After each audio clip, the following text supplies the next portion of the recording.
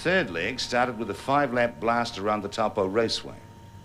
Ahead lay 8 stages on a run through Taumarunui, Whakamaru and on to Rotorua.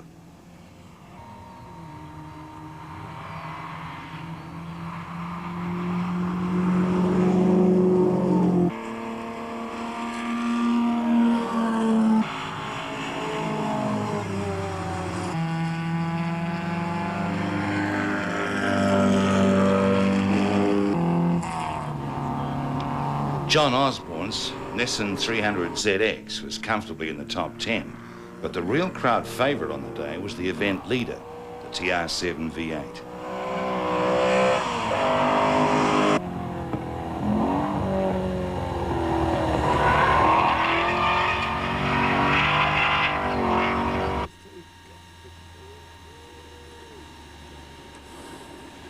Going well as the field made its way to Otorohanga, the oldest car in the event, the 1929 Riley 9 Brooklands Roadster of Masterton Scott Thompson.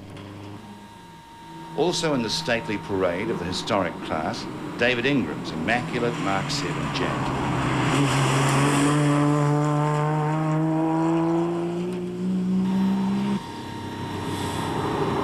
One of the more impressive sounds in the Targa came from the 5.5-litre Cadillac engine in the 1950 J2 Allard, driven by Queenstown's Robert Bolt.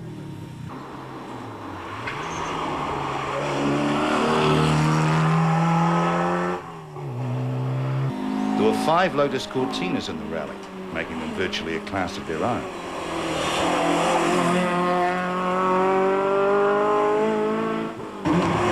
John Osborne had been throwing the 300ZX around in the early morning stages. John is typical of the sort of competitor that the Targa attracts. He used to be a serious sports sedan racer before a spectacular accident at Pukekohe nearly ended his life. Nowadays, John spends his time saving lives, teaching advanced driving techniques to school students through the ProDrive program. At the overnight stop in Rotorua, the cars were again put on display.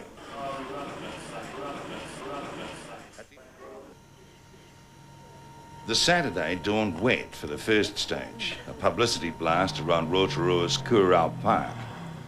The slippery conditions caught many competitors out. The Hertzke brothers had rolled their little Suzuki on day 3, but they were back after an all-night stint by some of Rotorua's panel beaters who'd volunteered their services.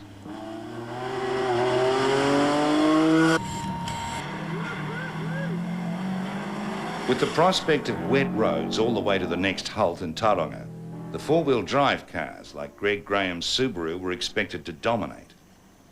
The reason soon became obvious, as Nelson Marshall's Ford Capri demonstrates. Reveling in the conditions and using his local knowledge to good effect was Matamata's Greg Kirkham, who was comfortably inside the top 10. The great run at the front of the field from the Parsons Elder Triumph was about to end. Handling 300 horsepower through 2-wheel drive on the slippery roads saw them drop down the leaderboard to 4th place. I've never been that fast in my car. Actually, a third of the way down the straight, we had on 220 on the rev limiter at 8,000 revs in top gear. So, yeah, I was giving it heaps, eh? A bit of sideways, put it on for the crowd. No, I was having a ball. Conditions improved as the cavalcade of classics neared Tauranga.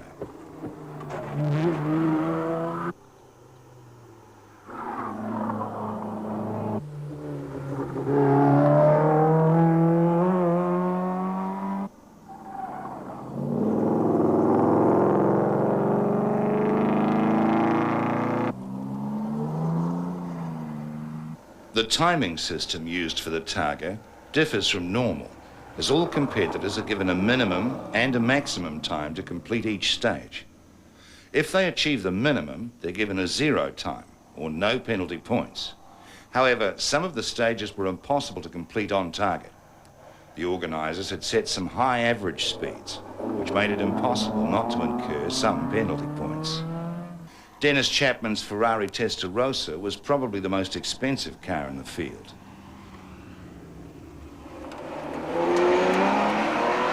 And we got the back out, and we're just sort of coming down the road with the back out sort of sideways, and we got it halfway back on the road again, and then hit the power pole, and the power pole kind of went down. Baby, do not. Gee, not that power pole. Just stay in it, we're okay.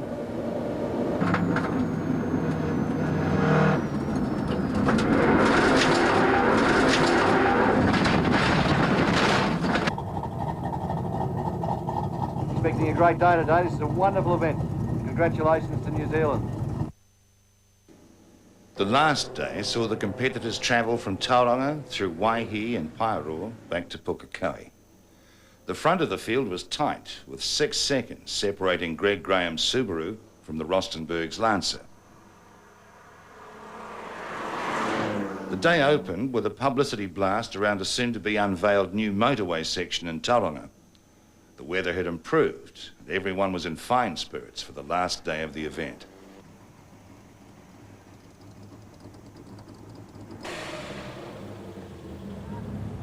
Hi guys. How's the rally been for you? Oh, fantastic.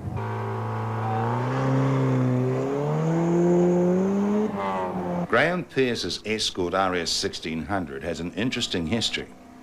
It competed for the factory Ford team in the East African Safari before arriving in New Zealand to compete in the 1973 Heatway Rally. Ed Lamont is a circuit racer. He used his New Zealand Saloon Car Championship Holden Commodore to try his hand at rallying. Sometime Porsche racer Grant Liston had his XG1 Tirana up to 7th place. It was all on at the front of the field. Greg Graham still led, but the Rostenbergs closed to within 4 seconds as the field headed for the lunch break at Paeroa. The big competition story of the afternoon was the demise of the Parsons Alder TR7 V8. The pump has ceased. The pump that pumps the oil around, and It was just a pleasure to see some wonderful old cars in action. One of the South Island entries was the Triumph Vitesse of Paul Coghill. He'd driven a great event, keeping the car on the road and heading for a good result.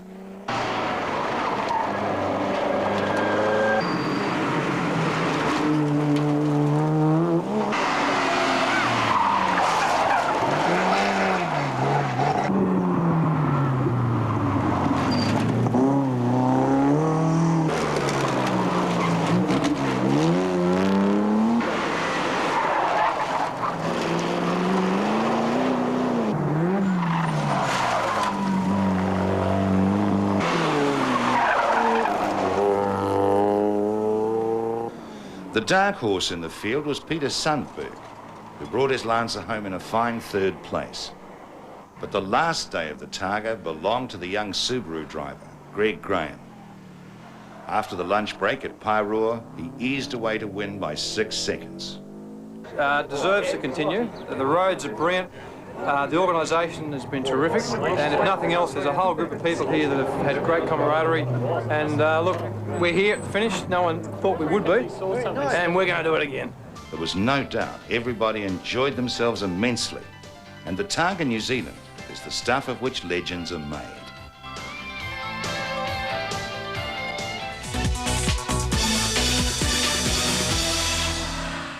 Russians call it Sudba. We call it destiny. I chose this journey, many didn't.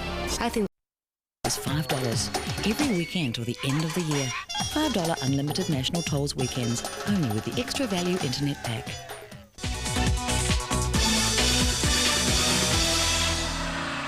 Ladies and gentlemen, Dunlop Tyres invites you to start your engines.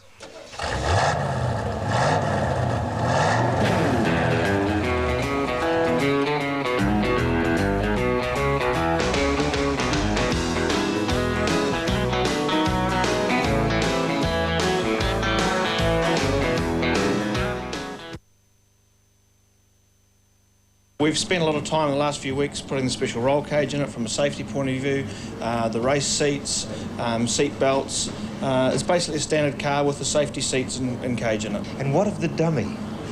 Oh, that's a bit of a story, but that's The person that splits it the worst for the day, whether it's the service crew, the driver or myself, co-driver, so someone will end up with it every day. Day one is prologue day, which means that all the competitors do a lap of the Pukekohe Raceway. The idea is to work out their seeding. Interesting twist with the Dunlop Targa. The fastest cars go last, the slowest cars will lead the field.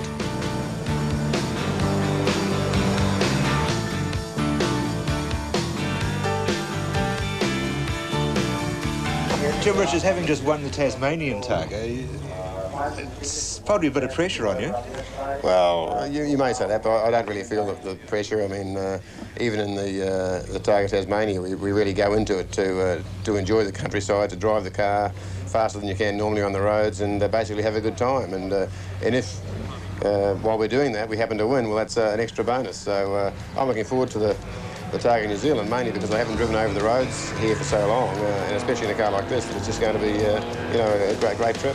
While yesterday was serious, today it's extremely serious. Quickest yesterday, incidentally, was Jim Richards. Second fastest was Greg Graham. Third, Peter Lawn.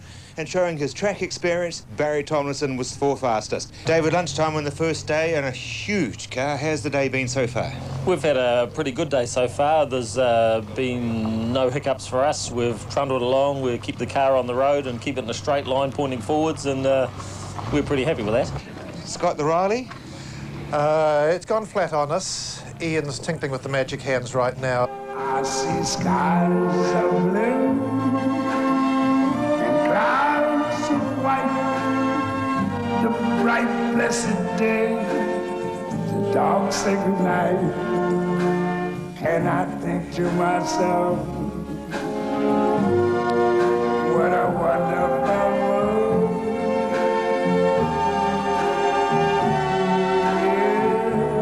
Yes, I think to myself,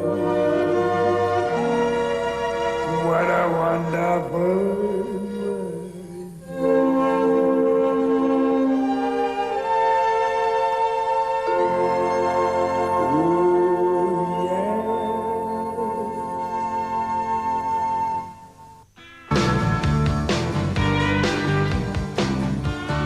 The fastest cars were going well. Everybody behaving, including your co-driver? Yes, we're having a good time. We're not sort of overextending ourselves. It's only the first half a day, so we don't get too keen.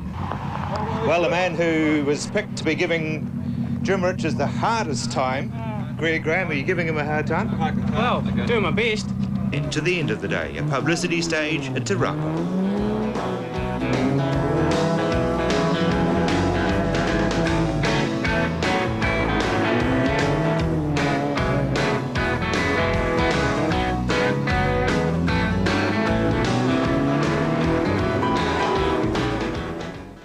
Yesterday belonged to Greg Graham. Jim Richards was second fastest, Todd Borden third.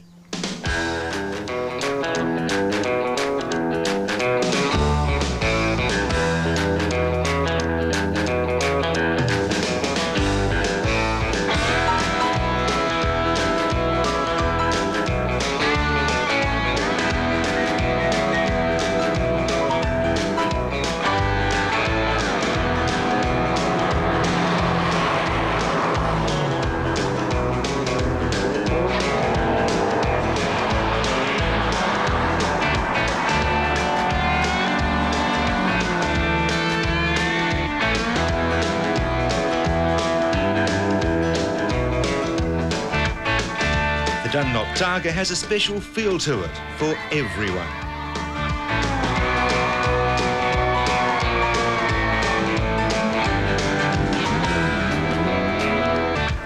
Riley's nightmares continued. This time it's fuel. For others, a more leisurely lunch break and the ever-present crowds. Just out of Rotorua, the top drivers were trying very hard.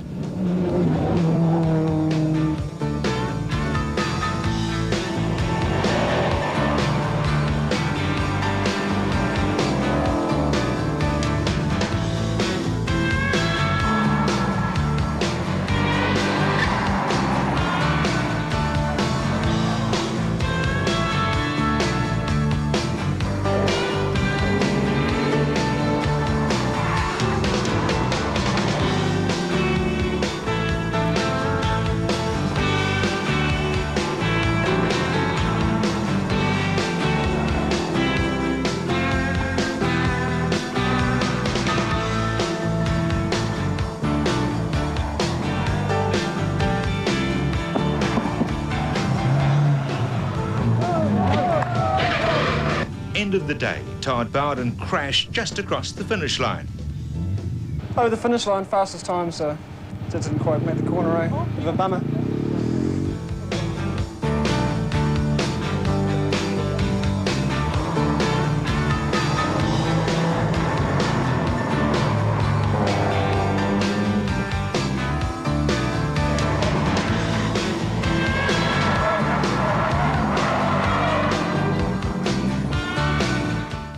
The overnight rain in Rotorua didn't come to very much. An overnight leader was Greg Graham.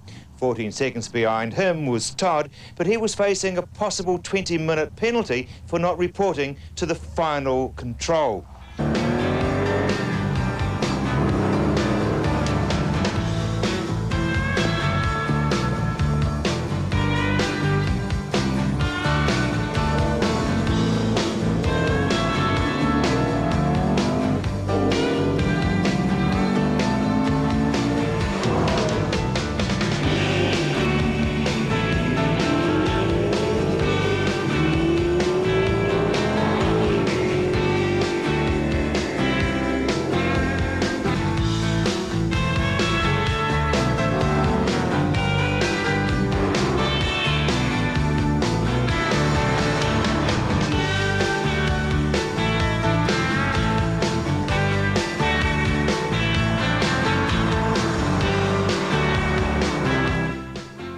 At the Taramanui service break, local school pupils were washing cars as a fundraiser for their trip to Japan next year.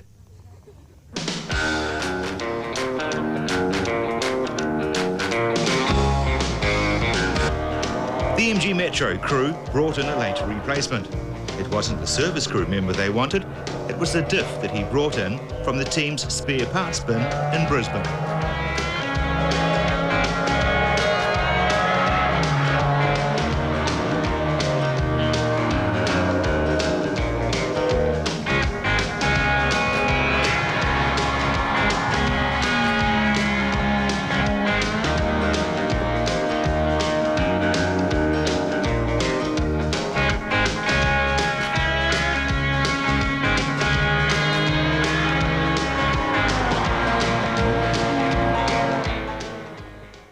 Today, it's Rotorua to Tauranga. Overnight leader is still Greg Graham, 27 seconds ahead of Jim Richards. Todd Bowden has survived his possible penalty and is in third spot.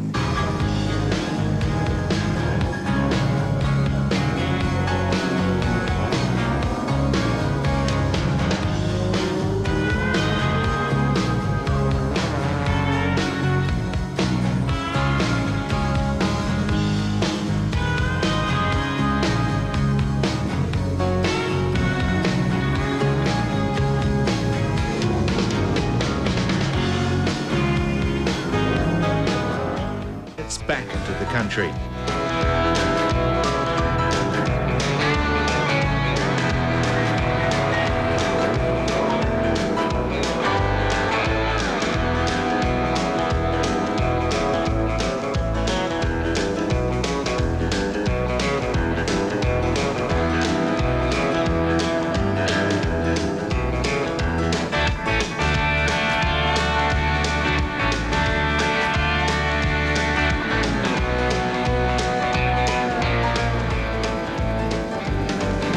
It's lunchtime Saturday. This must be Whakatane.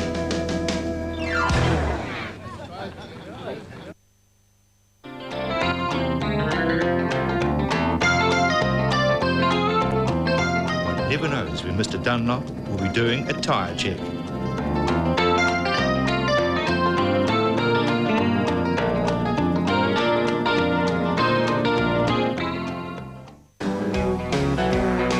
It's also amazing where the fans will find to watch the action on special stages.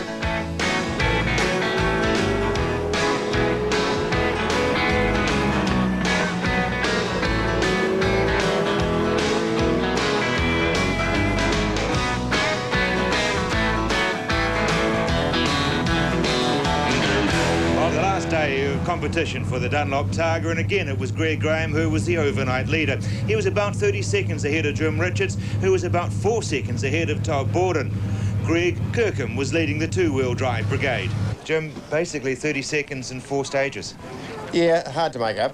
You know, young Greg's driving very, very well. His car probably suits most of the terrain we've been in a bit better than ours, but that's taking nothing away from him. He's driving very, very well. Jim Richards wasn't the only driver trying hard.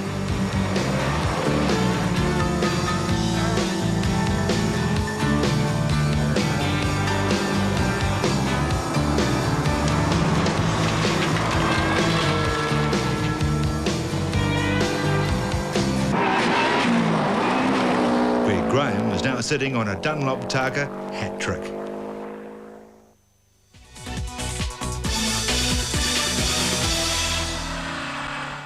Follows the football, the cricket and eats meat pies. What does it mean to be Australian? Yes, we do feel British. Australians recently voted against becoming a republic. First, they dumped their criminals here, and later, their poisonous fallout. And anti-immigrant sentiment is growing. I believe we are in danger of being swamped by Asians. If they can't speak English, then they shouldn't be allowed to come. How does our neighbour define itself for the 21st century? Beyond the Fatal Shore, 9:30 Thursday on Prime. For 14 days and nights, while the trapped men lay in their cave, the summit was lashed by gales. 14 days in sub-zero temperatures. It's just not that good for you, eh? Getting back on skis for the first time, boy, that was a great feeling. I've always felt the need to push myself. I guess I'm always looking for a new challenge. Being selected to race for New Zealand at the Games is only part of it for me. I'm going to have to find an edge. To help me win, I'm working with these guys. With fresh thinking, new technology and a bit of Kiwi know-how, I'll be able to go that bit faster. If it works, I want to see the same technology available to other people just like me. I'm Mark Ingalls from Blenheim. Don't just dream it. Holidays, I went to stay with my grandma. We went for walks and explored the internet on her new computer. I like to visit extra.co.nz and read about my favourite team, the silver ferns, named after a native plant. A few plants in the garden may help to sell your house. A good idea given that prices in Greater Auckland seem to have plateaued. Overseas equities look like a better investment with the Nasdaq continuing its robust recovery. Recovery from a stroke, however, is more difficult, but with the right treatment, you may restore mobility. When you do, you might like to visit Queenstown, with prices now reasonable outside the peak ski season. Really stand out and personalise your cell phone with accessories from Cell Phone Technology. Look, we have extraordinary products at remarkable prices. Cell Phone Technology. Phone 0800 Cell Phone or visit their website. Everyone knows of the Woolshed Garden Centre, but have you heard the latest news? Now open is the Woolshed Garden Centre Tidal, with the same quality and selection of plants that they're renowned for. You'll find most plants are priced between $2 and $10. Good-sized, healthy...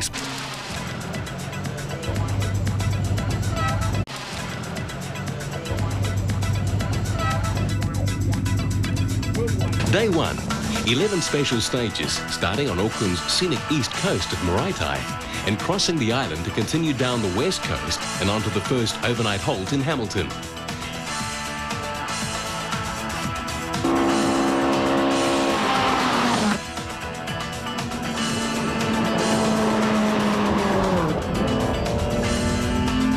Greg Kirkham and Mark Parsons and their Holden Tirana XU1 were expected to dominate the classic section of the competition and be strong contenders for the lowest penalties. But with many categories within the 4 classes, everybody had a chance to do well.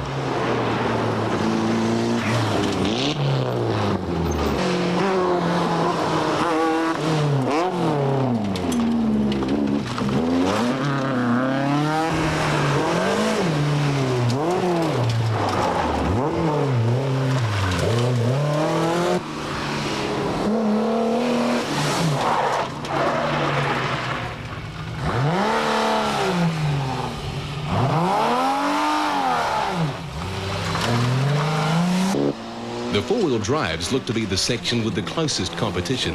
Hamilton's Chris Ramsey and Laurie Brenzel were the red-hot favourites, not only to take the class, but also the unofficial title for fastest round the event. It wouldn't be easy for them.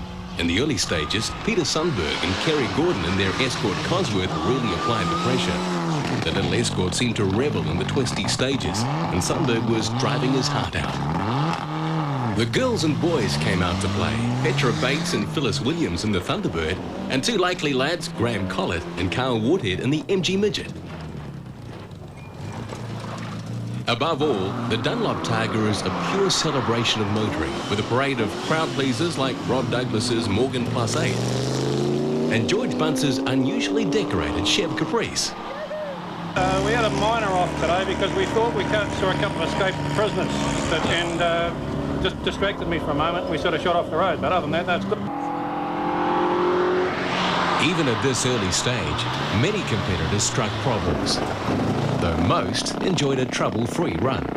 Andrew Ises and the lovely-sounding Valiant Pacer he calls Gherkin. For many of the competitors, the time penalties aren't the point at all.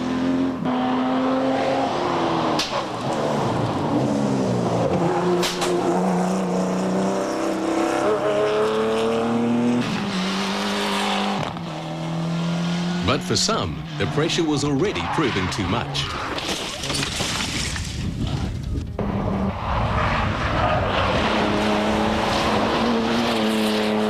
Mark Roscoe and Mark Lawrence emerged unhurt but annoyed from their Suzuki Swift.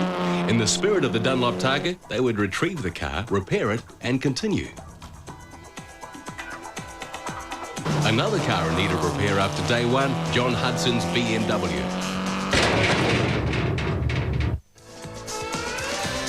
The leaders at day's end: historic competition, Mel Clark Lotus Cortina; classic competition, Greg Kirkham; modern competition, Gary Cliff; four-wheel drive modern, Chris Ramsey. Well, the first day at Pukekohe at the end of the back straight, we lost a wheel, but we found it again. Ian Banks' replica SSK Mercedes would clock up a lot of miles on day two.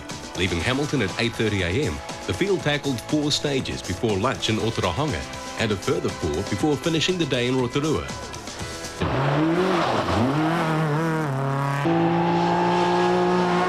Greg Kirkham and Mark Parsons easily led the classic competition and had Ramsey and Sundberg looking over their shoulders in the lowest time stakes. Starting to emerge as the dark horse was Jeff Ray in the Evo 3 Lancer. If Ramsey or Sundberg had a problem, Ray would be ready to pounce.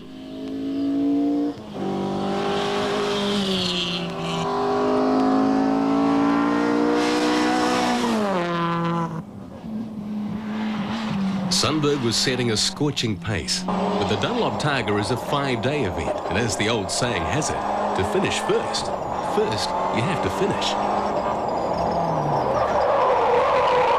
Silly of me on only the second day, but it's one of those things. As the field headed into the welcome lunch break at Otorohanga, the locals were treated to the glorious sight of a Mercedes SSK. A 1929 Riley. And the next Le Mans Lagonda.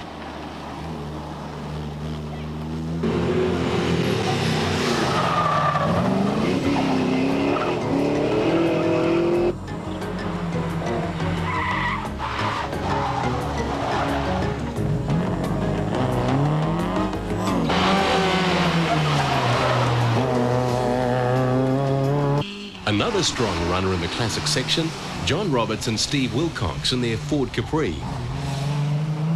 Taking it easier in the Targa than his son tends to do in his events, Frank Radisich, father of one-time World Touring Car champion Paul Radisich. Competitors in the Targa come from all over New Zealand and Australia. Among those from the South Island, Team Radpoo, that stands for Rally and Targa Pilots of Otago, tussled closely with Christchurch's John Osborne in his 300 ZX.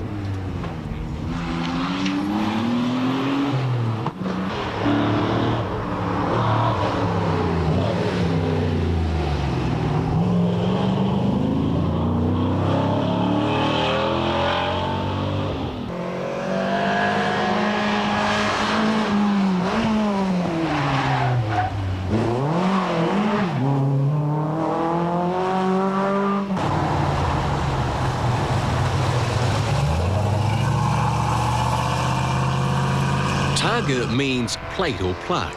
The first Targa, in solid gold, went to Alessandro Cagno in Sicily in 1906. He won the event 3 92-mile laps of a mountain circuit with an average speed of 29 miles an hour. The event, inaugurated by one Vincenzo Floria, ran every year until 1973. The course grew and changed over the years, and a succession of legendary cars, Bugatti, Maserati, Ferrari and Porsche, each had a turn at dominating the Floria Targa over the years. As the field of New Zealand's Dunlop Targa headed for the end-of-day service, Chris Ramsey still held an easy lead in the four-wheel drive class, and the Kirkham Parsons Tirana was streets ahead in the classic competition.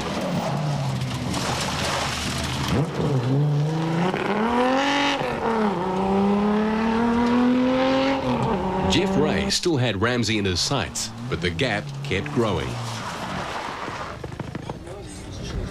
An hour's service was allowed at the end of the day before the cars had to check in for the overnight halt in Rotorua. The leaders at day's end: historic competition, Mal Clark, Lotus Cortina; classic competition, Greg Kirkham; modern competition, Gary Cliff; four-wheel drive modern, Chris Ramsey.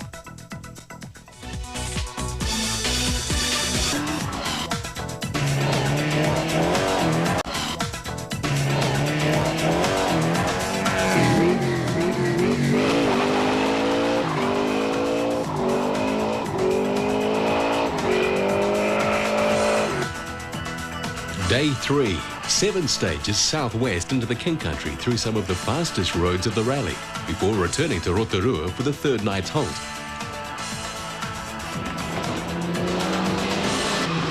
This year's Dunlop Targa had an exceptional atmosphere, helped no doubt by the weather.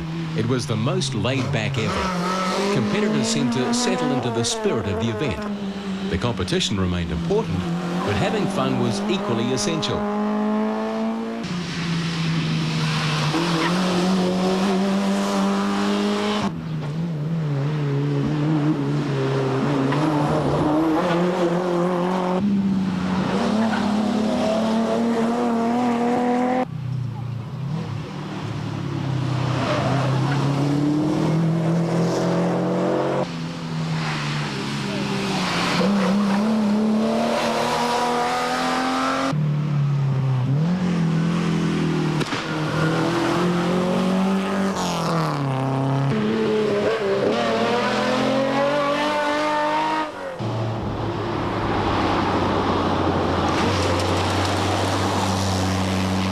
The pace they set is left to the individual.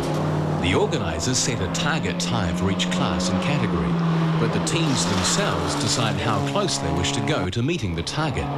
Beat the target and there's no gain.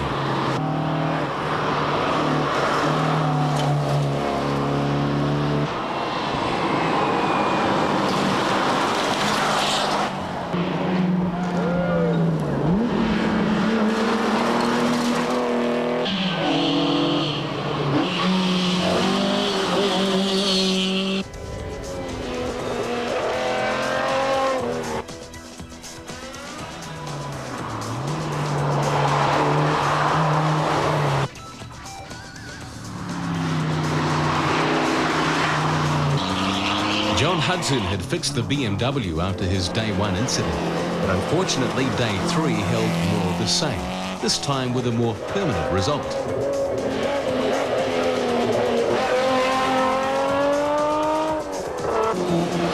Australian visitors John Potter and Derek Taylor, on their third Targa New Zealand, take a closer look at the countryside this time. We're just going too quick. After the last stage of what had been a very long day, many competitors would have mighty tales to tell. The larger cars have been able to stretch their legs, with some averaging stages at over 200 kilometres per hour. 16:51:28. At the end of the last stage of the day, it was business as usual for Chris Ramsey. The Aussies returning from the sightseeing trip to continue. Any minor scratch? Good. Picked it up in no time. Good. Enjoy. It's actually driving better than ever. Having more than we used to. For most competitors, the day had treated them kindly. The roads were fast, and the glorious weather seemed set to hold on till the end of the event. Day 3 leaders: historic competition, David Weir, Ford Anglia; classic competition, Greg Kirkham; modern competition, Gary Cliff; four-wheel drive modern, Chris Ramsey.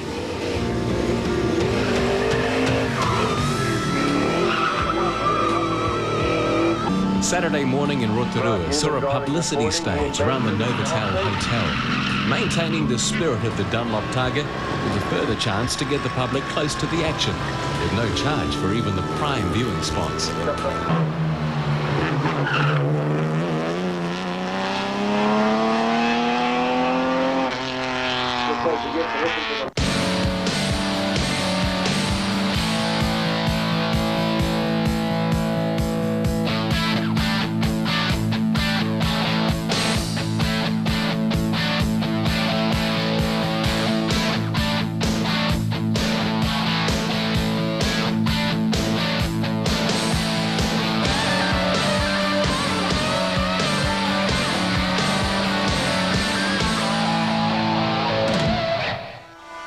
After the Rotorua publicity stage, Day 4 presented 10 more, looping east through to lunch at Whakatane, and then back through the Bay of Plenty to overnight in Tauranga.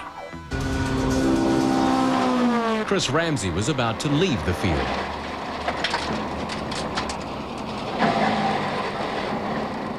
I got about 3 k's into the stage and we could start to smell oil fumes, and then all of a sudden a loud bang, and that was our Targa over for 97. We've put a Conrod at the bottom of the sump. Chris Ramsey's bad luck was Jeff Ray's good luck. The Mitsubishi Lancer driver now easily led his class. He had started the event doubtful that he could beat Chris Ramsey or Peter Sundberg, but consistency had paid off.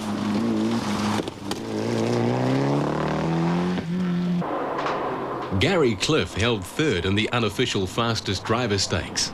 Ahead of him was the Tirana, but also the Bay of Plenty's flat-out fifth-gear roads.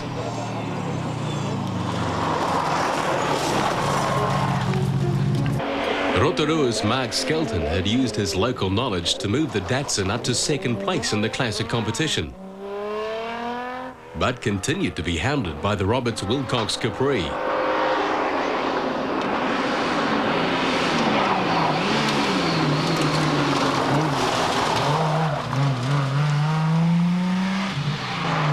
While for others, the bad start to the morning just continued.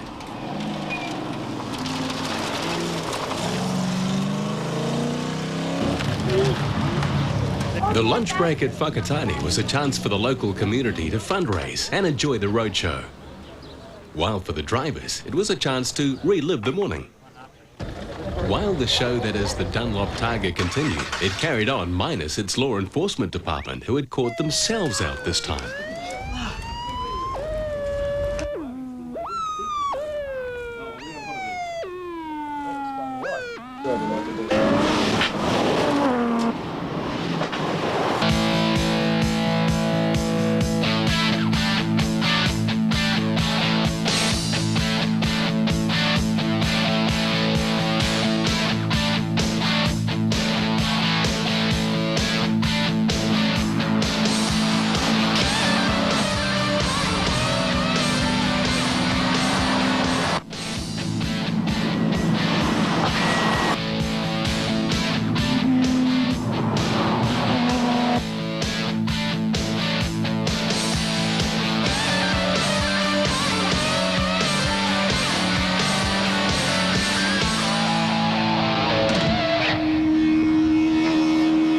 The last thing you want in the Targa is a turkey, but only if the turkey's your car. Matt jumped up and hit us. At the end of day 4, the leader in the historic competition was Mel Clark, Lotus Cortina. Classic competition leader, Greg Kirkham. Modern competition was Gary Cliff, and four-wheel drive modern, Jeff Ray.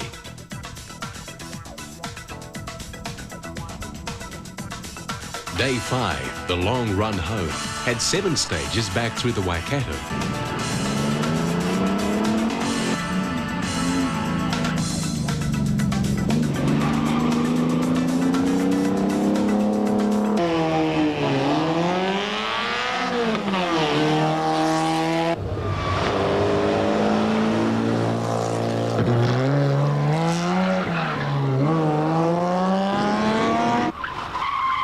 To take the event to the people, the organisers put on a stage along Tauranga's Waikato bypass, which the Tauranga City Council closed for the morning.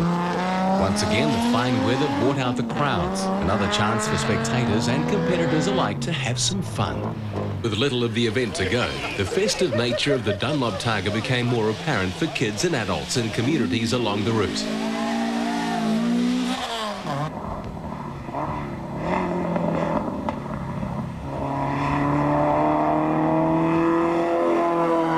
Another pair of Aussie visitors, Peter Whittaker and Keith Blanket, who are past Targa Tasmania class winners in their Toyota MR2. In the classic competition, the battle for second and third continued between the Roberts Wilcox Capri and the Mark Skelton Danny Matt Datsun. It would be the Capri that would take it in the end.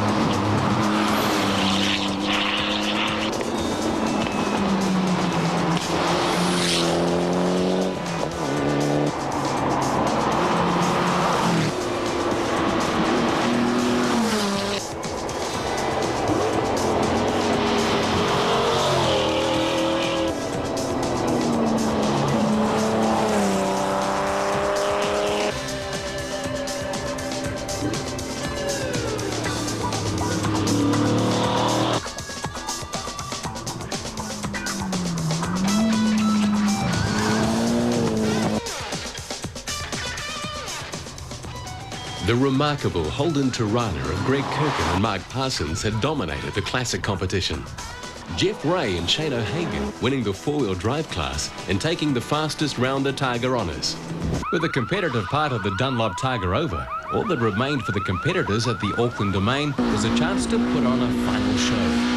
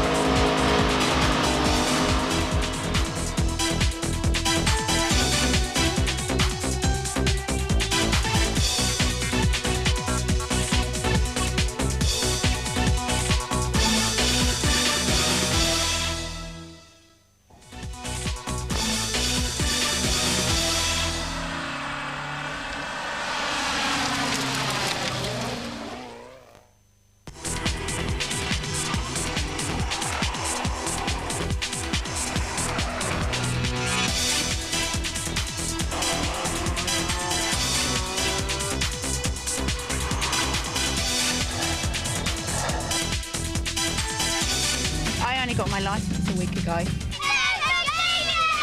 We had a little bit of a spin. He was driving. The home of the latest four-wheel drive rally cars from Subaru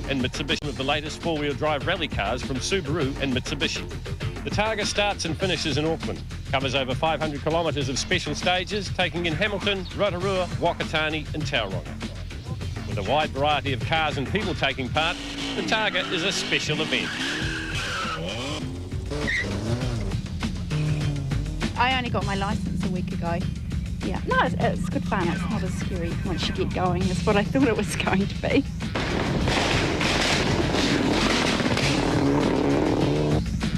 With over 80 cars, there was room for the unusual and the exotic. The exotic in the form of David Short's New Zealand-built replica Lamborghini.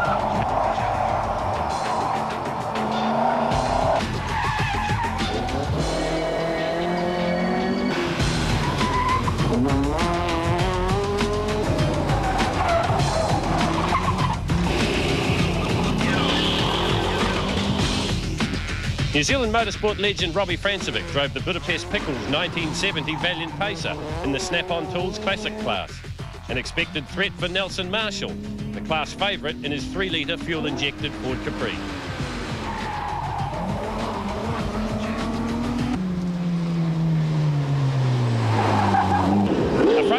Historics honours was Rick Cooper in his 65 Mustang.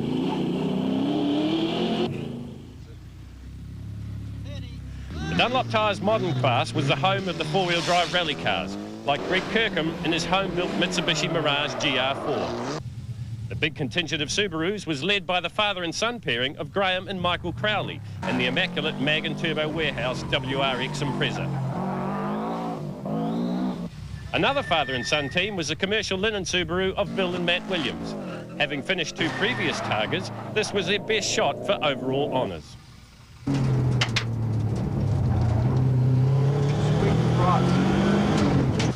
Back for his 4th Targa in a row, Auckland's Chris Atkinson in his brand new Tooltech Mitsubishi Lancer Evolution 5. The car, prepared by ex-rally champ Neil Allport, was thought by many to be the ultimate Targa weapon.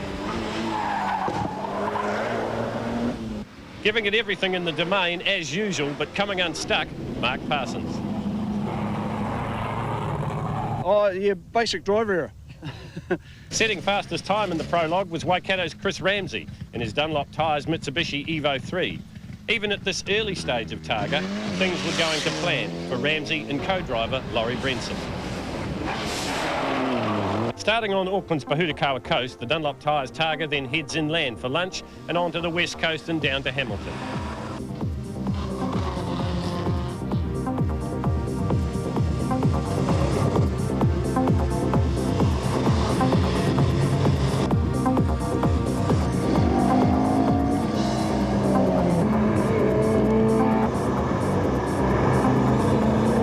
Throwing caution to the wind and setting a cracking pace in the Snap-on Classic class was Hamilton's Nelson Marshall. His Marshall transmission's 3-litre Ford Capri seemingly revelling in the damp conditions. For Racing Ray Williams, an unforeseen early problem.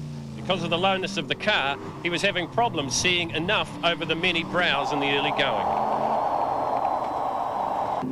Still, the CRC Lamborghini replica was fast, sleek and easily the most popular at the service spots at the local schools. What's your favourite car?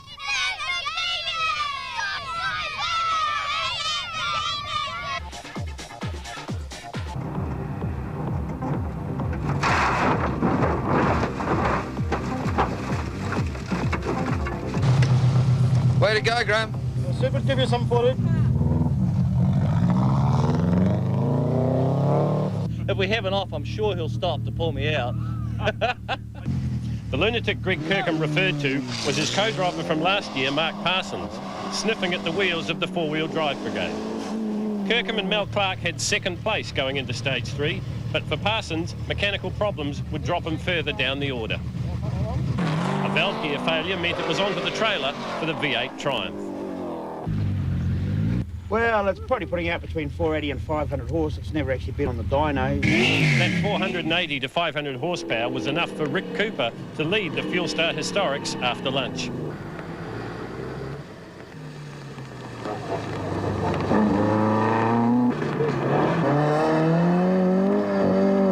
Whilst further down the field, it was welcome back to the battered and bruised Mag and Turbo Warehouse Subaru of Graham and Mike Crowley.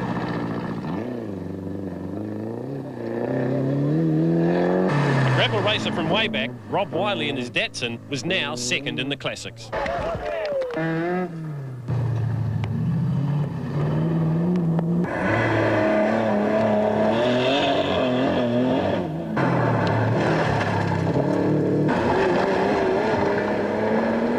Car 21 was driven by Michael Fitzpatrick, an international airline pilot. He tried flying of a different kind in his RS 2000 Escort. Got this quite unique parking spot here in the countryside.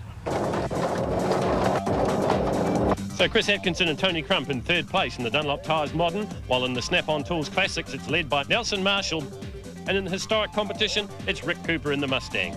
Day 2 starts in Hamilton and takes in 130 kilometres with special stages before an overnight halt in Rotorua.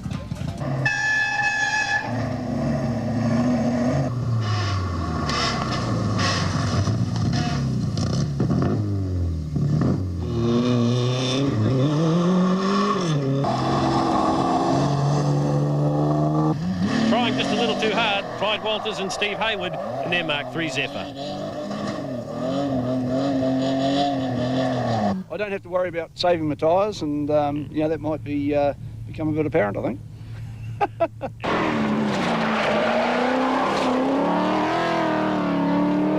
Nelson Marshall by now had a stranglehold on the Snap-on Tools Classic Class win. We're on board with Nelson and just listen to that V6. It just went bang, and this little valve fell through that big piston, smashed itself to death, and we took it out without even unbolting it.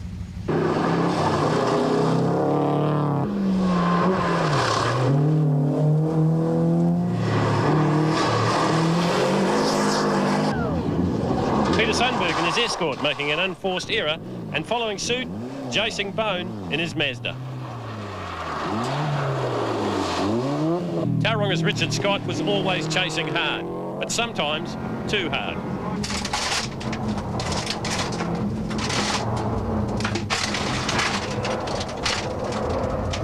Here's Scotty.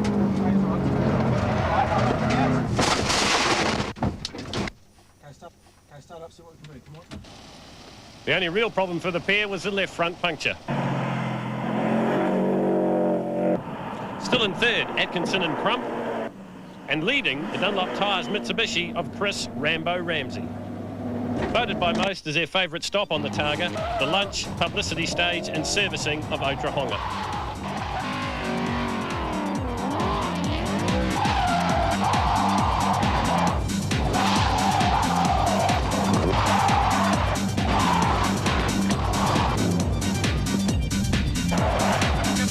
For most, just a quick check, but for the Budapest Pickles team, a quick clutch job, rumoured to be their fourth in a week. Some minor modifications too for Mark Parsons, and then on to the Otiwa School, a compulsory stop for all competitors and a chance to show off for the kids.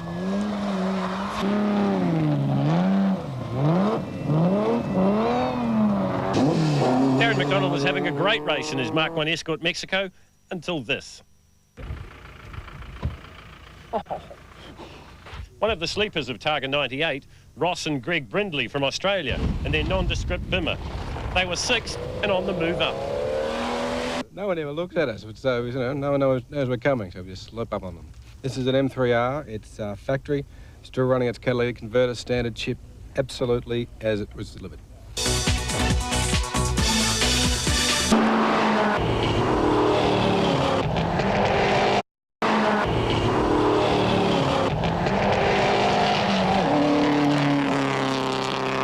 Bill and Matt Williams were having a dream run in their 380 horsepower commercial linen Subaru. Inside the top five, the Auckland pair were looking good. Also looking good was Chris Atkinson and Tony Crump in their Tooltech Mitsubishi. Mark Parsons was drawing oohs and ahs wherever he went, and it wasn't hard to see why. Second place, Greg Kirkham.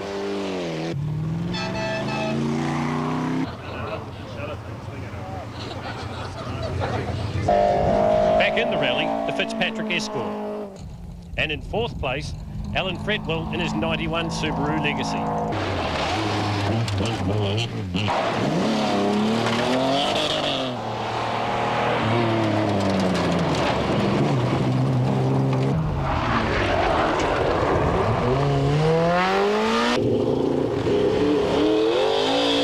Rambo still had the deciding position from Greg Kirkham and Chris Atkinson. In the Snap-on Tools Classic, Wayne Jenner led in the Capri, and in the Historics it was still the Mustang of Rick Cooper.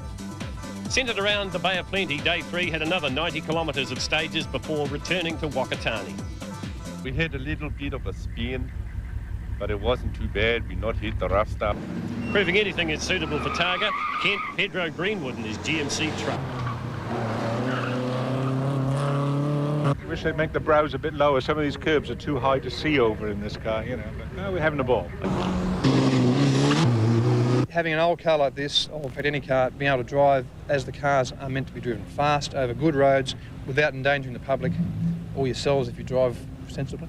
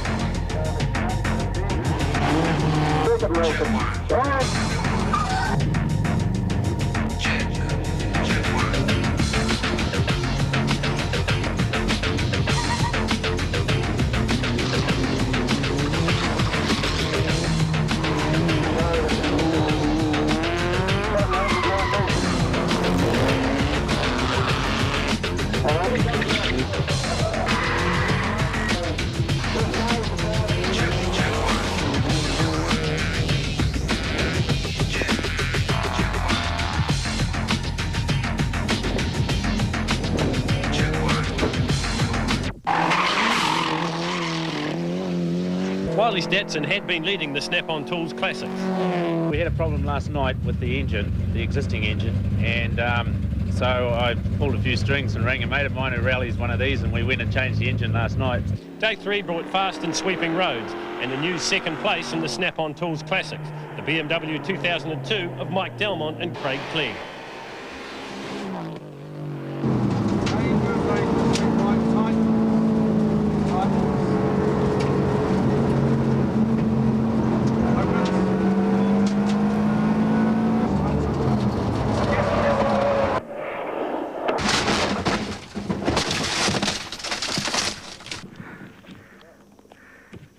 Yeah, I think we've done a good job this time. Just, I don't know, just got in there a little bit too hot and didn't figure it, tightened up so much, read it wrong, put it in the bushes. So we just came down the hill there. It's a pretty fast stage before here, and we come roaring down and just didn't figure it was quite so tight, hey? And just got in there, hit the back right round on the gas and just back drove the bank there. I think it'll be a big struggle to get out. Unless you guys are feeling strong. See you next year, Scotty. Pre-lunch entertainment was centred around the Taupo racetrack. The tight, twisty nature of the circuit was a chance for the Dunlop Targa pilots to play circuit racer, a chance they all took and enjoyed. The crowd favourite, Mark Parsons. This was a stage that would change the complexion of the rally. Second place Greg Kirkham and Mel Clark miscounted the laps required and were assessed a 10-minute penalty, effectively dropping them out of the top 10.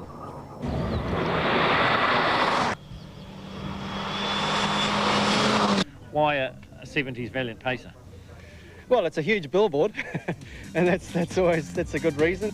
So in the Dunlop Tyres Modern, Ramsey, Atkinson, Fretwell and Bill Williams now up to 4th place. Snap-on Tools Classic, still the Capri V8, and in the Historics, it's the Mustang.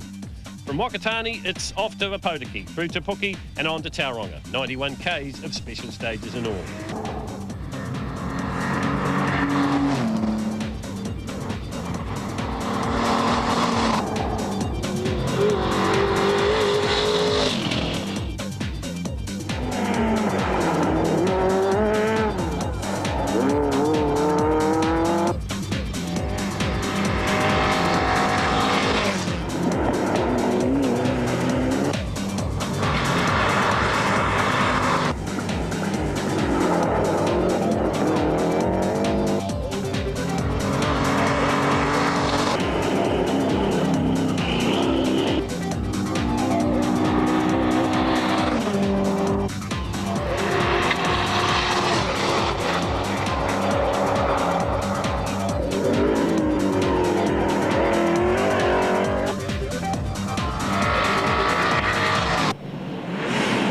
For the leading pair, it was a matter of staying cool, conserving the car and staying on the road.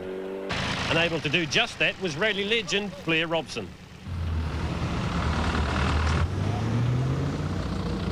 This is when I hit the brakes and the tail came round and we went backwards for about 75 metres backwards and slowly edged over the bank, unfortunately.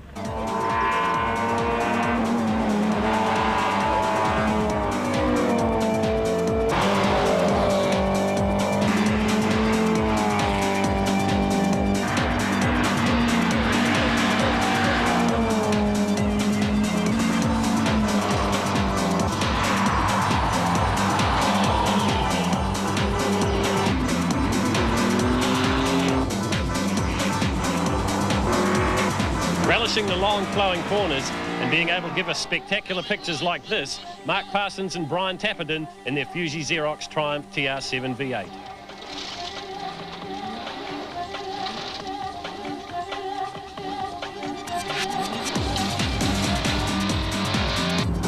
Also at home on the fast stuff, Bill Leckie in his Toyota MR2.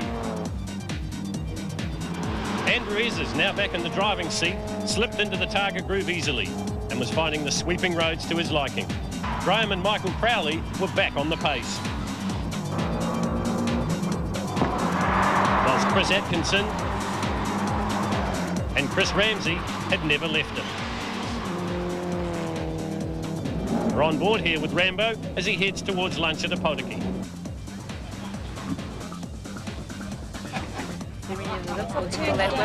Official police lunch, yeah, most definitely. The first stage after lunch caught out Targa veteran Rex Elder in the Grant Liston Suzuki. He was driving. We had too much rear brake bias.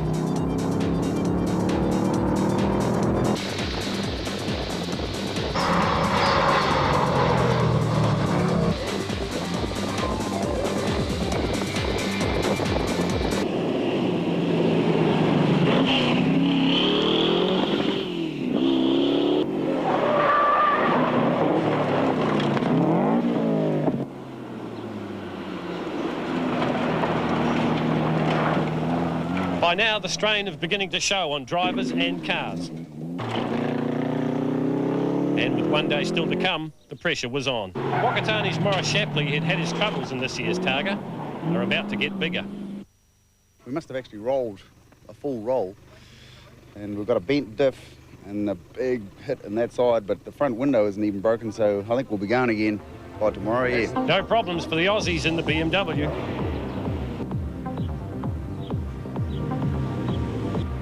Seeming to enjoy every minute of the Targa, Darren McDonald, chased here by Mark Parsons. Going right, going right, going right.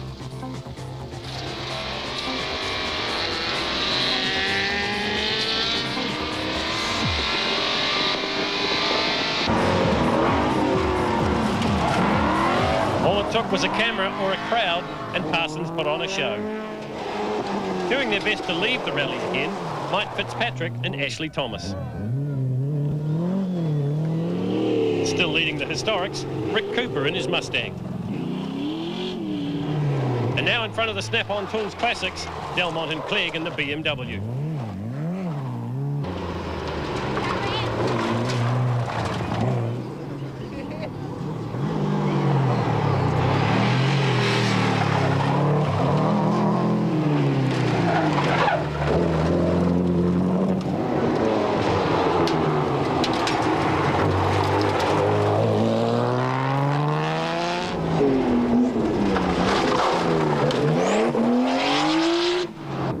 On board from the wing cam and the Lamborghini, Old Coach Rhodes gets another one.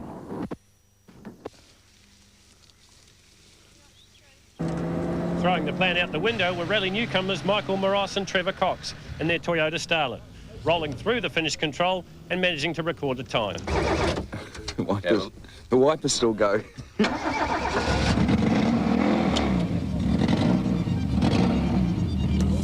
The demise of Bill Williams promotes Peter Sundberg up into the top 5 in the Dunlop Tires Modern, while in the Snap-on Tools Classic, Mike Delmont still leads. The Targa's final day sees the swing north, a new stage in Cambridge before the finish at Auckland. It's going to be the most exciting day for Waikato bypass. The Miracle Racing Toyota performed just that, to be back in the race.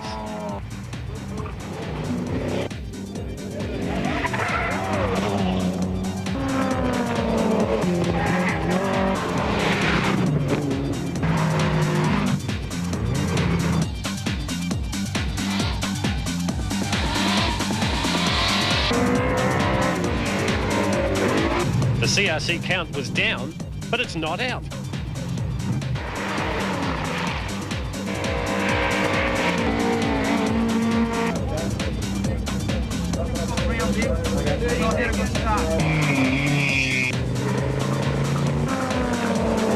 Peter Sundberg's Targa ended last year on day 2. This one was much better.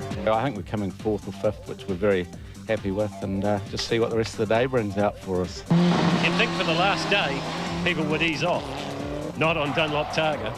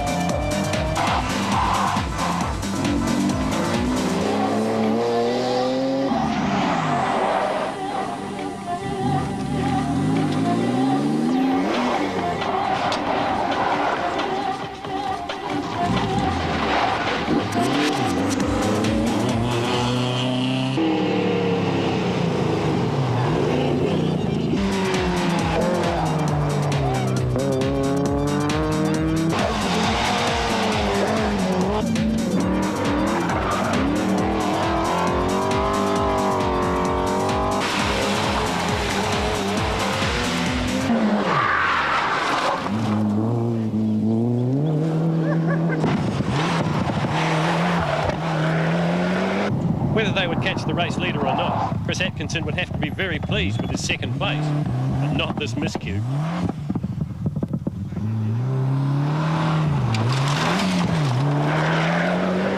The final publicity stage of the Dunlop Targa was around the Cambridge Clock Tower.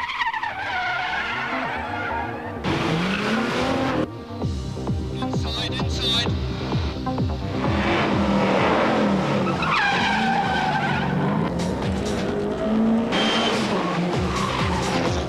Still third, their no mistakes, no nonsense approach paying off, the legacy of Fretwell and Cameron, one of the few Subarus to have a trouble-free run.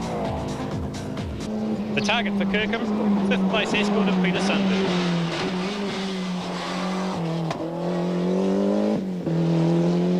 I think Greg thinks he's caught you. He's not going to catch us now. Try as hard as he likes.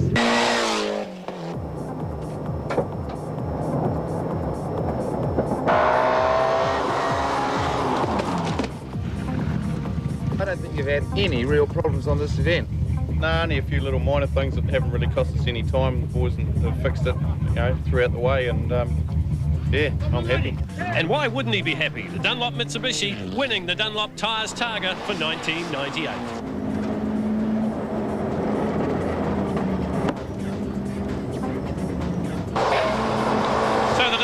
Targa falls to Chris Ramsey in second place, Atkinson in third place, the Subaru of Fretwell. In the Snap-on Tools Classics, the BMW, and in the Historics, the Mustang. 5 days of having both sides of the road on tarmac is just superb. I just real pleased.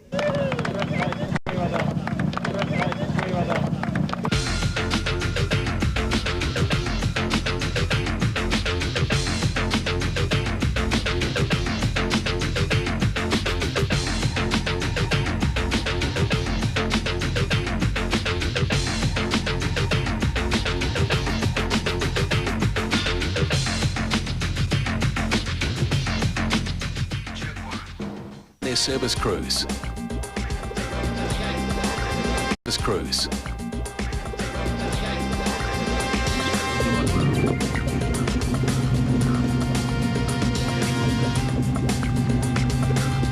From the Brits Tour to the four-wheel drive turbo drivers. The Targa caters for all types of cars, from the McLaren M6 replica to Subarus and everything in between, as seen at the prologue at Pukekohe Park Raceway.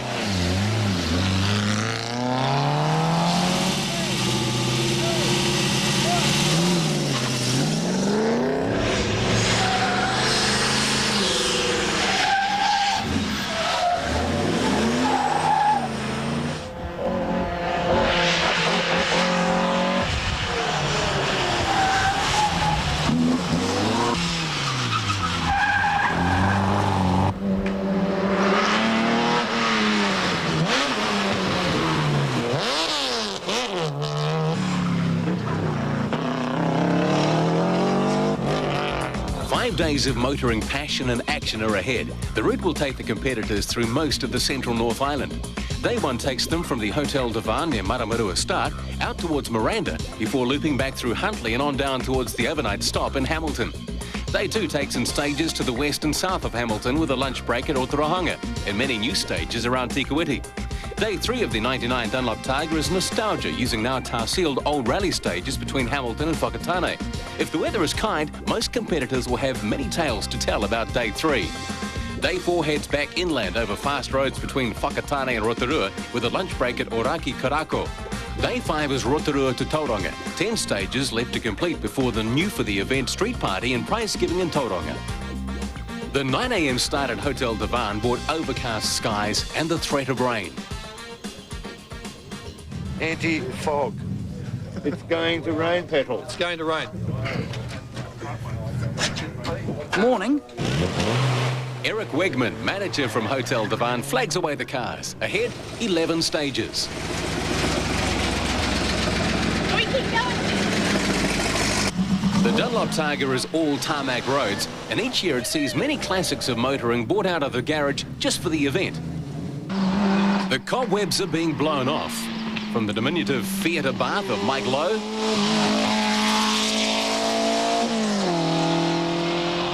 to various British machinery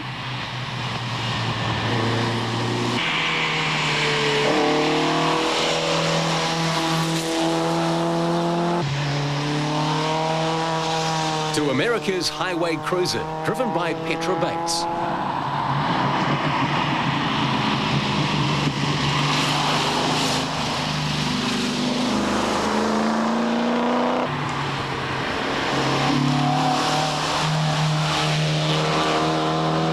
The first casualty of the Dunlop Targa was Lance Evans and Lee Chase in their McLaren replica. The car speared off the road at high speed after a rear suspension part broke. But Lance and Lee escaped without injury, unlike the car. Undaunted, the field carries on to the next stage.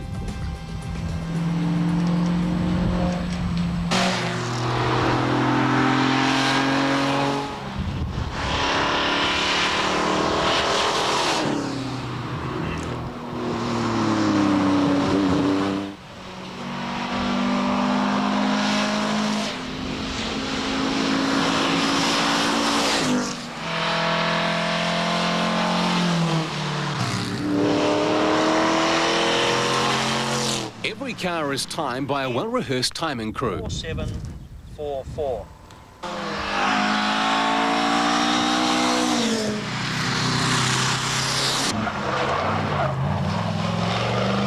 The smooth Waitarimu stage suited GM's best, with Mark Parsons' TR8 already pushing hard.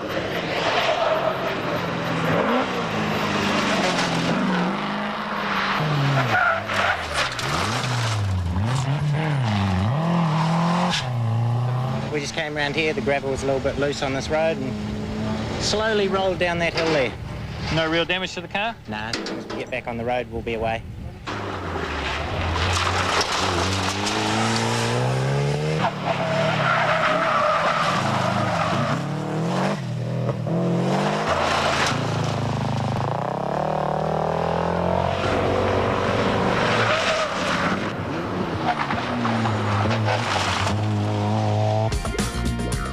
Second major casualty for the day was Craig Shepherd and David McMillan.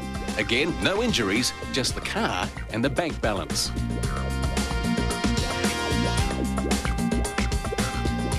Realised we didn't have a flying licence or a landing licence. Came down dead straight, put on the brakes, not enough road, basic driver error. I'm looking for another co-driver. Anyone out there wants to co-drive? We've got a spare car, it's just down there and I'm ready to go. Fundraising passage controls, where each car pays a toll, brings the event to the communities.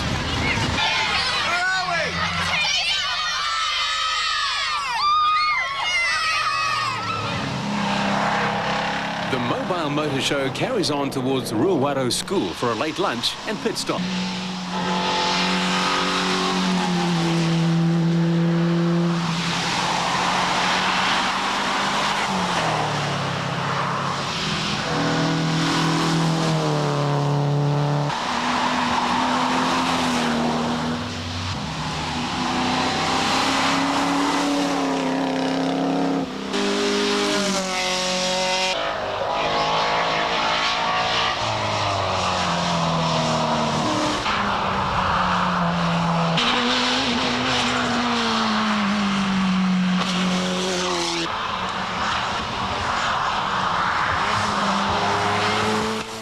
Drive Modern saw Greg Kirkham out in front from Chris Atkinson and Bruce Warburton.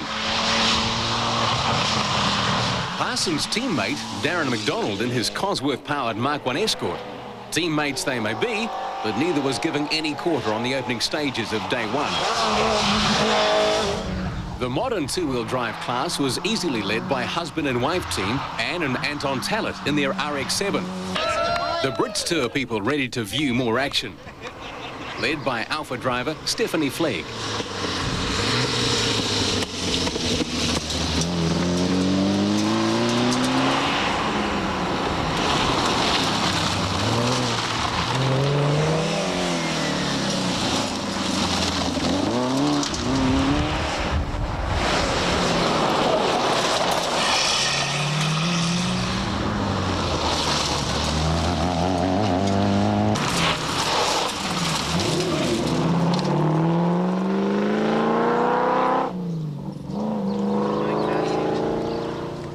A timing member uses his head.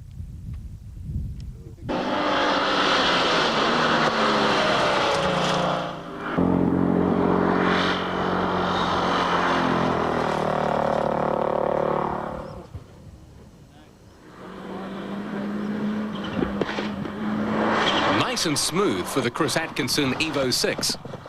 Whilst others are pushing ahead, Bruce Warburton's pushing a little too hard.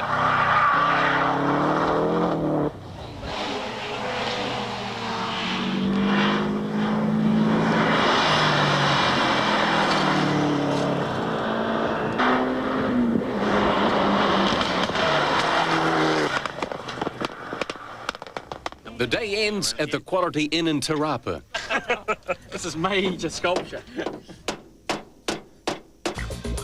So at the end of day one, the historical class was a good battle between the Fraser Total Anglia and the Herbert Campbell Lotus Elan. The classic class was the domain of the Parsons Tappenden TR8, with the BMW of Delmont Clegg second. The surprise was Anton Tallet leading in the modern two-wheel drive, and Greg Kirkham ahead in the four-wheel drive. Spectators. Tony Herbert's Lotus Elan was having a ding-dong battle with spectators. Tony Herbert's Lotus Elan was having a ding-dong battle with Craig Fraser's Anglia, but was starting to experience gearbox problems that would dog them the whole way. Mike Delmont was slowed by the rain. The turbo BMW tricky to drive on the slippery road.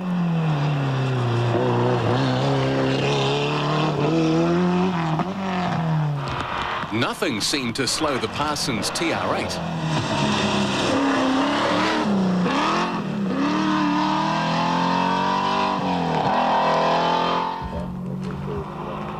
Talent helped Alan Fretwell charge his older Subaru up the leaderboard.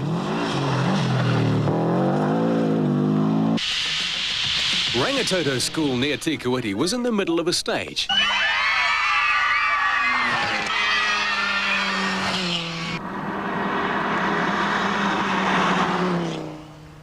The rain was turning to mist to add to the trouble for the competitors. Husband and wife pairing Alistair and Carola Gilmore in their Porsche, like the rest, took a conservative approach. Chris Ramsey, on the charge back up through the field, continued to have problems, this time with his exhaust. Lunch and the pit stop was at the Otorohanga Club, with many a story from a wet morning of targaring. Loving it, absolutely loving it. It's just a fantastic event. Like something out of an American movie, the long straights of the King Country were paradise for the Targa competitors.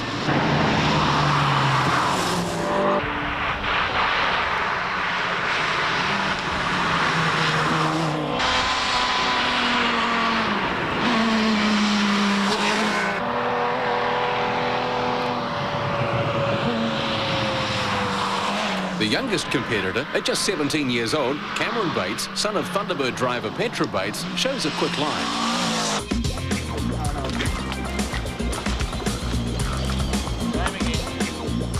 Oh, look, we've had a bad day. A bad day turned into a good one for Audi driver Joe Brownlee.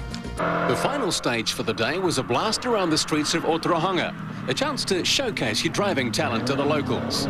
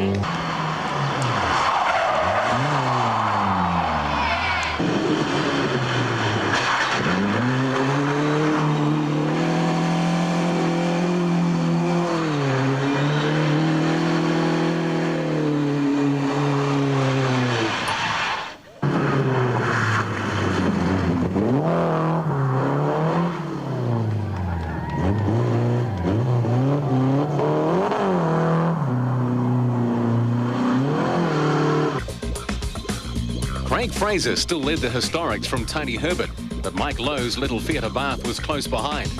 The rain hadn't slowed Mark Parsons enough to change the lead in the classics, but Rob Wiley was now in second. No change in the Dunlop modern two-wheel drive class, with the speed of Anton Tallet still surprising everyone. Kirkham still led the charge in the Dunlop Tyres four-wheel drive category, with Chris Atkinson slipping down the order to lie fifth. How are we going this morning? Good, I'm glad it's not raining. It's much nicer when it's fine. We'd like to thank a lady at Waitomo Caves. The boys went into the information centre and said, where's the nearest garage? We need a welder. She says, well, my husband's got a welder. Just go to the 6th driveway on the right. The house is open. Welder's in the basement. Grab whatever you need. So we went there and the house was all open and just did our job and got out of there, and that's what makes the Targa the best. Hit a bit of a greasy patch and... No, what happened was the bank jumped out into the road. We had to try and avoid it, but we... No, just must have locked her up. Don't know, it happened really quick. You've had no real problems? No, no touch wood. Thankfully, the rain was staying away on day 3, though the odd shower was making things interesting.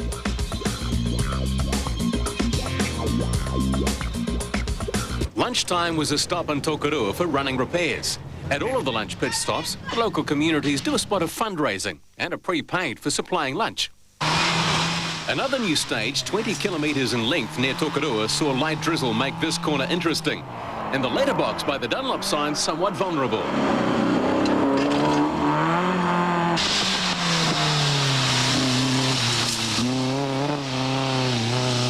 Brian Gibson's Tirana was back in action with not a mark on it.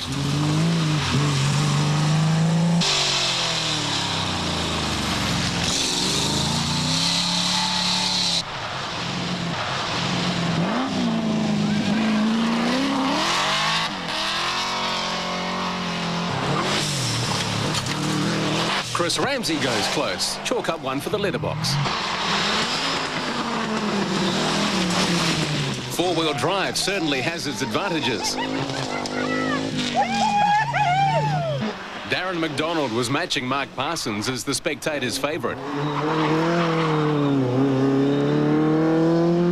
Regular competitor Peter Sundberg has his Escort Cosworth going very quickly.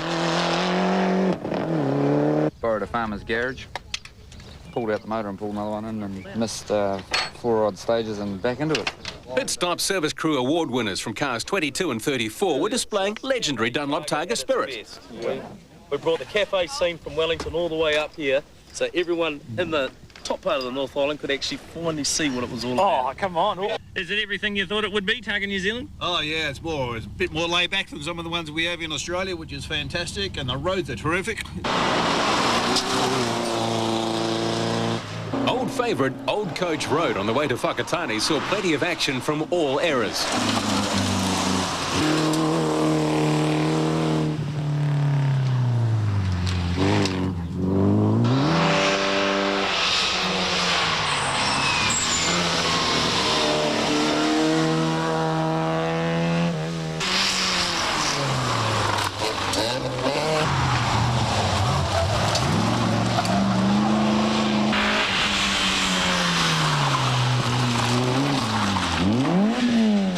As someone bailed out of Blair Brownlee's Jaguar.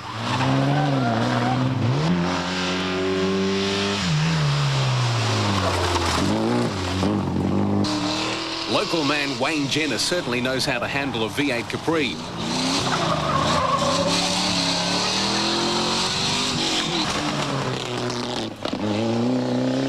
Listen to the marvellous sound and the appreciation of Mark's Triumph TR8.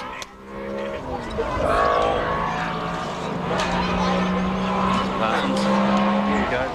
This is the one.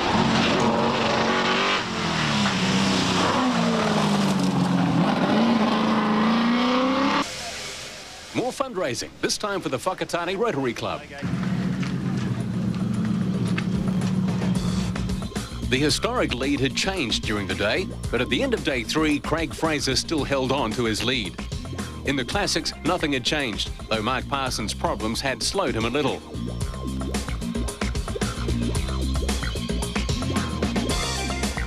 Two-wheel modern was the domain of Anton Tallet, who led just. Greg Kirkham was still in control of four-wheel drive modern. Tonight on...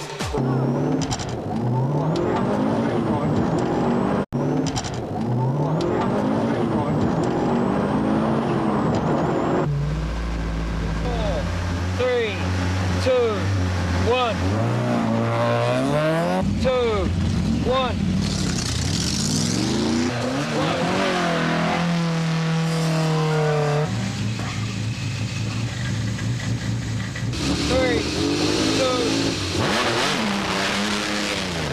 Yep, later on this afternoon.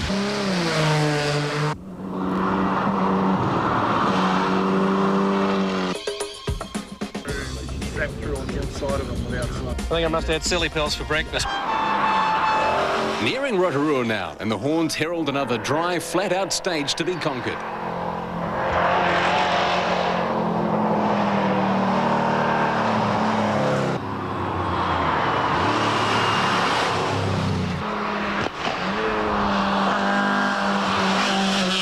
Nissan 200 SX Power in an RX3 was heading Rodney Tarr to a category placing.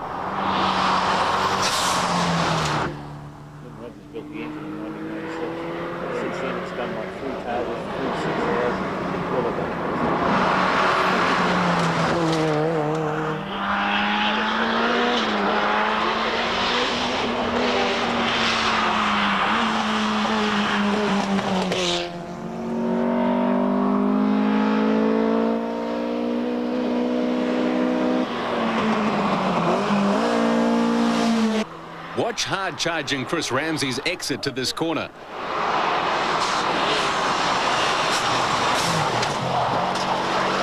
Rotorua for a fundraising car wash, pit stop and an overnight function.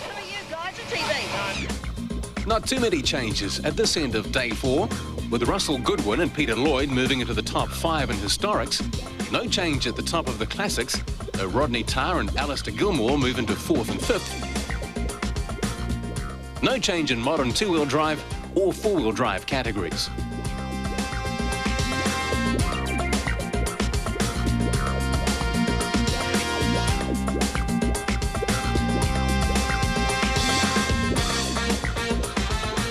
Kicking over like a top.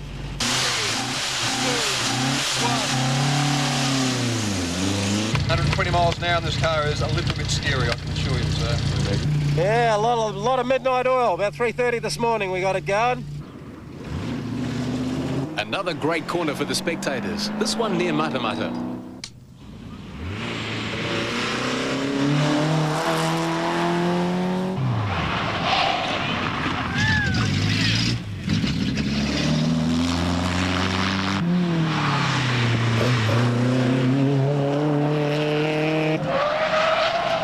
The sun getting to some of the competitors here.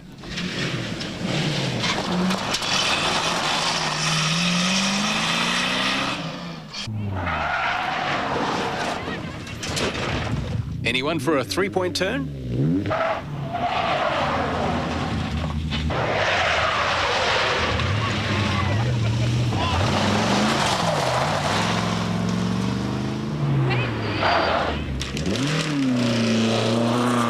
Tell us about Thelma and Louise. Remember the last shot of the movie? Yep. When they going off the cliff. They took it to air. Well, we did a replay. To sum up the 99 Dunlop tyres Targa New Zealand, tenacity is expected. Whinging is not tolerated. Fast driving is encouraged. And it's the most unashamedly non-PC event you'll ever find.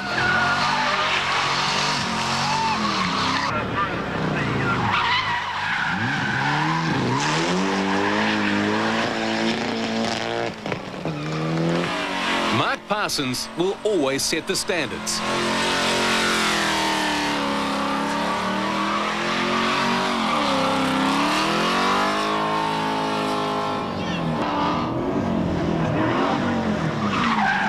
And he'll keep on doing it over and over and over again.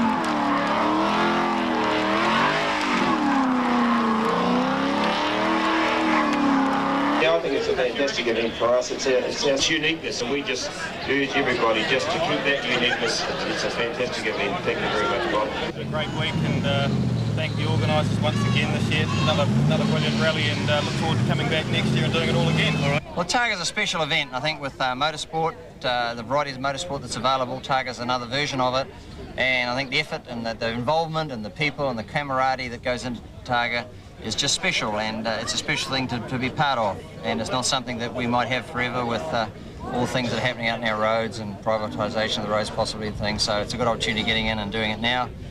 Social responsibilities, legal responsibilities. You can't really go out on the road now and do much in a car other than drive just around at the legal limits, and we all know that, and that's very much the case. So if you want to get out and have a little bit of a blast in the car that you love, well, there's one way of doing it. And this is how they finished. In the historical, #1 was Craig Fraser in the Ford Anglia. Tony Herbert was second in the Lotus Elan. Mike Lowe was third, Peter Lloyd fourth. And in the classics, of course, it was Mark Parsons in the TR8 first. Darren McDonald was second, Rob Whiteley in the Datsun was third, Mike Del Monte, the BMW, was fourth. Final order in the two-wheel drive modern, Anton Tallett was first in the Mazda RX-7, with Bill Leckie close behind in the Toyota MR2. Alan Scott in the Mazda was third. And in the Performance Wheels Index of Performance, it was Darren McDonald from Rob Whiteley, Craig Fraser, Neil Fraser and Barry Hare. In the modern four-wheel drive, a great race from Greg Kirkham.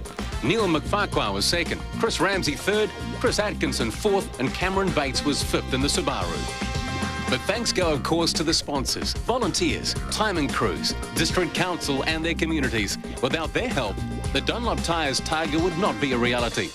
And we're looking forward to doing it all again for the new millennium, Targa 2000 in October.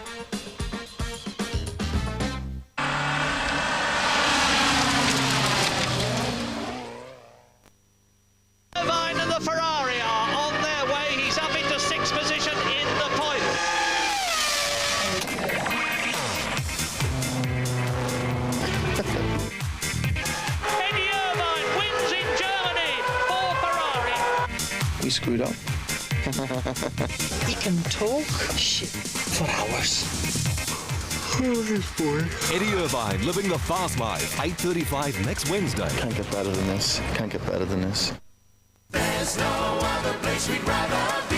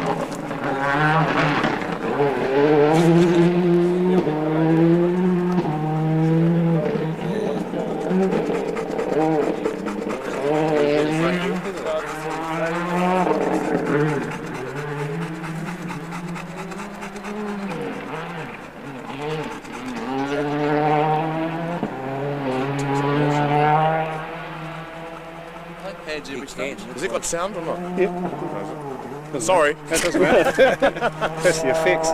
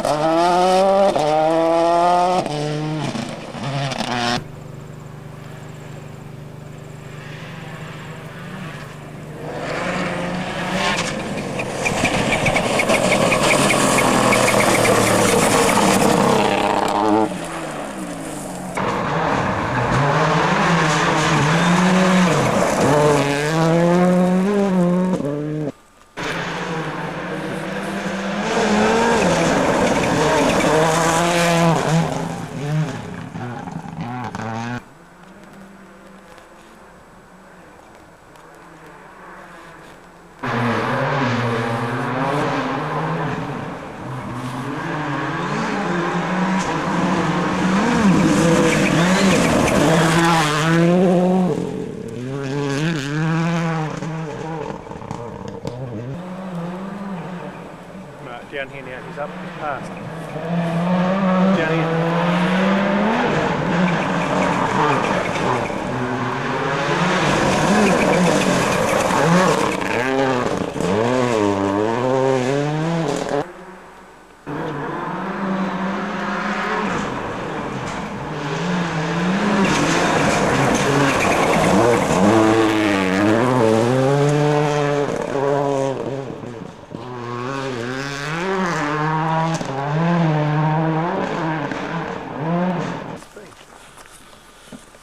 Right up on here, Christ. These wheel marks are right up here. Look, these wheel marks.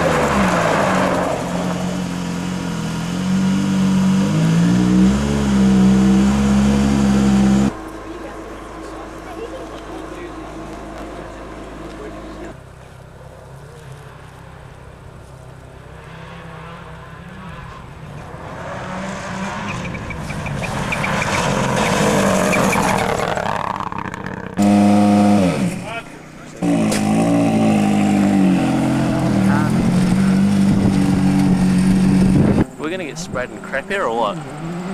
Find out in a minute.